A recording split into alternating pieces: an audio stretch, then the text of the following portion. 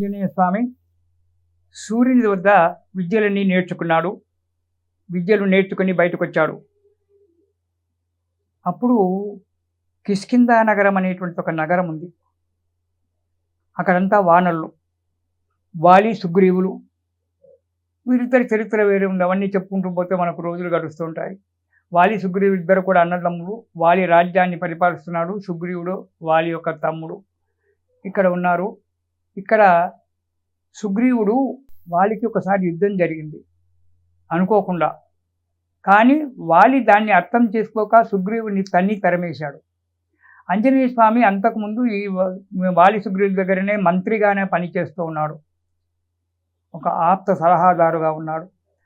సుగ్రీవుడు వాలి ఎప్పుడైతే సుగ్రీవుని తరిమేశాడో ఆంజనేయ స్వామి కూడా ఆ సుగ్రీవుని వెంట వెళ్ళిపోయాడు.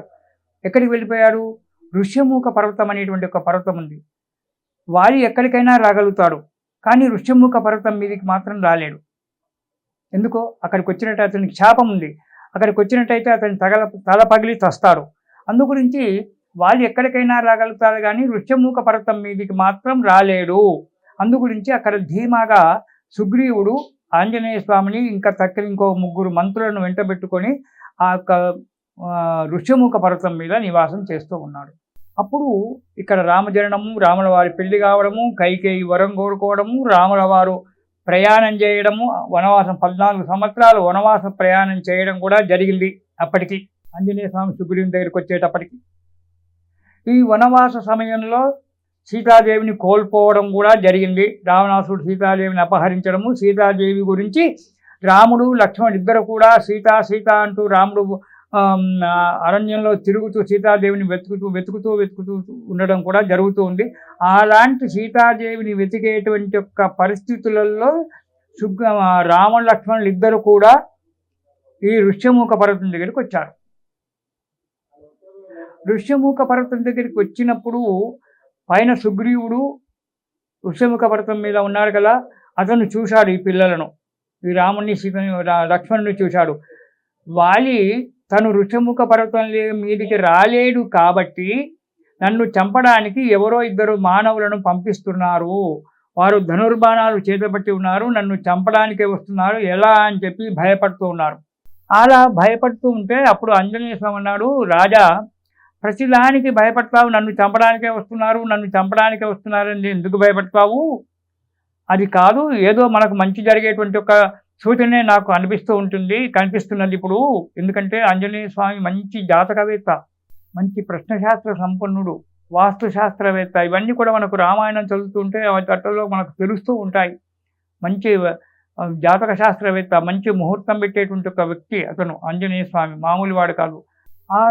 అందుకే ఆంజనేయ స్వామి భయపడకమని చెప్పి, నేను చూసొస్తాను వాళ్ళు ఎవరో, నేను కార్యం సాధించుకొస్తాను కదా అని చెప్పి సుగ్రీవునికి ధైర్యం చెప్పి ఆంజనేయ స్వామి ఈ కింద ఋష్యమూక పర్వతం కింద తిరిగేటువంటి ఒక 2 ఎవరు వీళ్ళు యువకులు, వీళ్ళు ధనుర్బాణాలు ధరించి వచ్చారు, ఎవరో వీళ్ళు తెలుసుకుందాంలే అని చెప్పొచ్చాడు. కోతి రూపకంగా వస్తే బాగుండదు కాబట్టి ఒక బ్రహ్మచారి రూపకంగా వచ్చాడు ఆంజనేయ స్వామి. ఎందుకంటే అన్ని విద్యలు వచ్చు కదా, కామరూపం కూడా కోరుకునేటువంటి ఒక రూపంలో కనబడడానికి ఒక బ్రహ్మచారి రూపంలో వచ్చాడు ఆంజనేయ స్వామి. వచ్చి ఎవరు మీరు అని చెప్పి అడిగాడు. ఆ అడగడంలోనే ఉంటుంది ఆ సమాధానం. ఆ ప్రశ్న అడిగే సమయంలోనే రాముడు తెలుసుకున్నాడు, వీడు ఎవరు, మంచి విద్యావంతుడు, మంచిగా చదువుకున్నటువంటి వాడు ఇదని చెప్పి అప్పుడు ఉన్నాడు. అప్పుడు అంటాడు రాముడు లక్ష్మణుతో, చూశావా లక్ష్మణ, ఆ ఎదురుగా ఉన్నటువంటి ఒక బ్రహ్మచారి ఎంత మంచిగా పలకరిస్తున్నాడో, అందులో ఎలాంటి మాటలలో ఎలాంటి వ్యాకరణ దోషాలు లేవు, ఎలాంటి శబ్ద దోషాలు లేవు, ఎంత మంచిగా వినయంగా, ఎలాంటి ముఖ కవలికలలో కూడా భేదం లేదు, అలాంటి వ్యక్తి పరిస్తున్నాడు, ఇతను ఎంత విద్యావంతుడో అన్నాడు. అవునన్నయ్య, చాలా బాగుంటాడు. అప్పుడు రాముడు తన చరిత్ర అంతా, లక్ష్మణుడు తన చరిత్ర అంతా కూడా చెప్పాడు. అన్నయ్య, మా వదిన గారిని ఇలా ఎవడో రాక్షసులు ఎత్తుకపోయాడు, మా అన్నగారు బాధపడుతున్నారు, మేమంతా ఇద్దరం వెతుకుతూ వస్తున్నామని చెప్పారు. అప్పుడు అదే సమయంలో ఆంజనేయ స్వామి యొక్క మెడలో వేసుకునే ఒక పంచ ఉంటుంది కదా, కండువ, ఆ కండువ కొద్దిగా పక్కకు జరిగింది. రాముడు చూశాడు. ఆంజనేయ స్వామి మెడలో ఆ మణిహారము విష్ణుమూర్తి ఏనాడైతే బాలాంజనేయ స్వామిగా ఉన్నప్పుడు వేసినటువంటి ఒక మణిహారం ఉందో ఆ మణిహారం కనబడింది. అంజనా అన్నాడు ఒక్కసారి.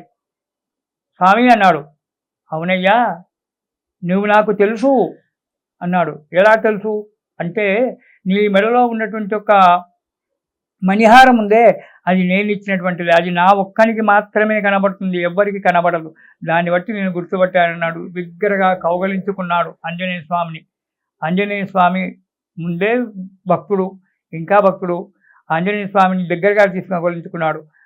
మీరా మా సుగ్రీవుని యొక్క, మా రాజుగారి యొక్క కార్యం నెరవేరినట్లే అని చెప్పి ఆ ఇద్దరిని కూడా తన భుజాల మీద కూర్చుండబెట్టుకొని రామలక్ష్మణును సుగ్రీవుని దగ్గరికి వెళ్ళి పరిచయం చేశాడు.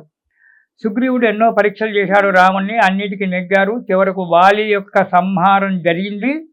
ఆ తర్వాత సుగ్రీవుణ్ణి లంకకు పట్టాభిషేకం, మన కిష్కింధ నగరానికి సుగ్రీవుణ్ణి పట్టాభిషేకం చేశారు. వాలి అందరూ కూడా ఆంజనేయ స్వామి సుగ్రీవునికి మహామంత్రిగా మంది కార్యాన్ని నడుపుతూ ఉన్నారు.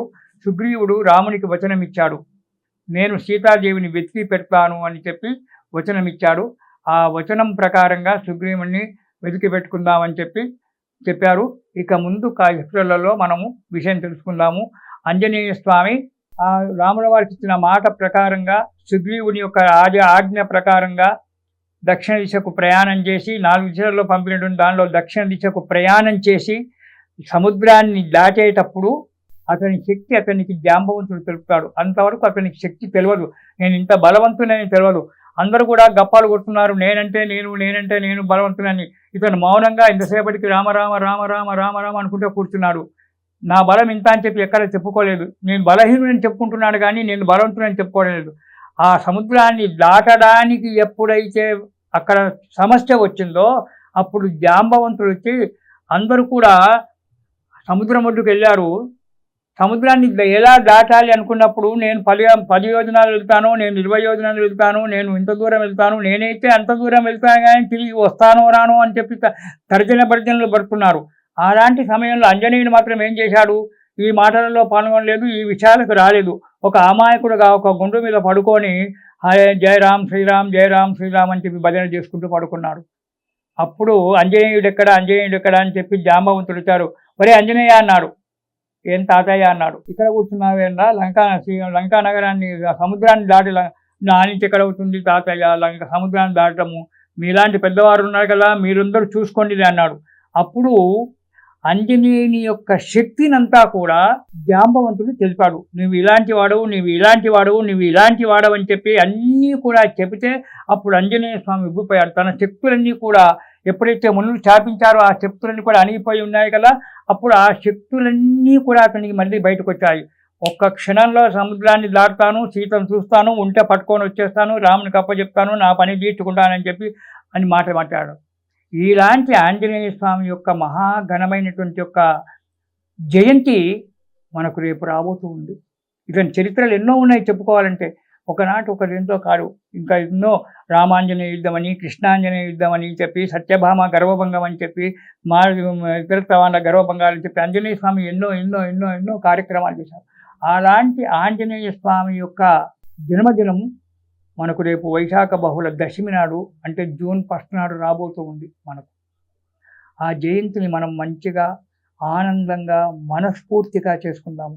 మరి ఆంజనేయ స్వామికి పూజ చేస్తే ఏమొస్తుందయ్యా అంటే, ఆంజనేయ స్వామి పూజ చేస్తే రానిది అనేటువంటిది ఏదీ లేదు.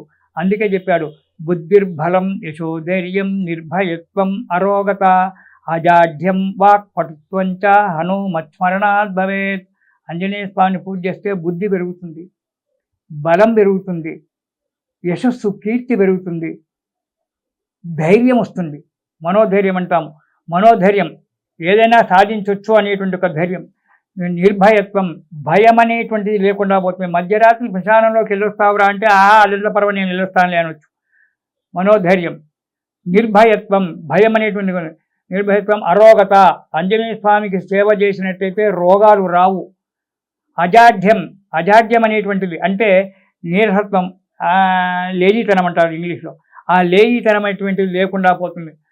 వాక్పటుత్వం, మనము మాట్లాడినటువంటి ఒక మాట ఫలించడం అనేటువంటి జరుగుతుంది. హనుమత్ స్మరణాద్వైత అలాంటి ఆంజనేయ స్వామిని స్మరించినట్టయితే ఇలాంటి అన్నీ కూడా కలుగుతాయి. అతనికి ఎన్నో వరాలు ఉన్నాయి. ఆంజనేయ స్వామి లేనటువంటి ఒక గ్రామము ఈనాడు ఎక్కడా కూడా ఉండదు. ప్రతి కాలనీలో ప్రతి ఆనాడే వరమిచ్చారు. నీవు లేనటువంటి ఒక ఊరు కాదు అని చెప్పి ఆంజనేయ స్వామి వరం ఉంది. చిన్న 10 కొంపలున్న 10 కొంపలున్నా సరే నీవు నివసించవచ్చు అన్నాడు. 10 ఇండ్లు ఉన్నటువంటి ఒక దగ్గర కూడా ఒక ఆంజనేయ స్వామిని పెట్టుకుంటారు. 10 పూరి గుడిసెలు ఉన్న దగ్గర కూడా ఒక ఆంజనేయ స్వామిని పెట్టుకుంటున్నారు.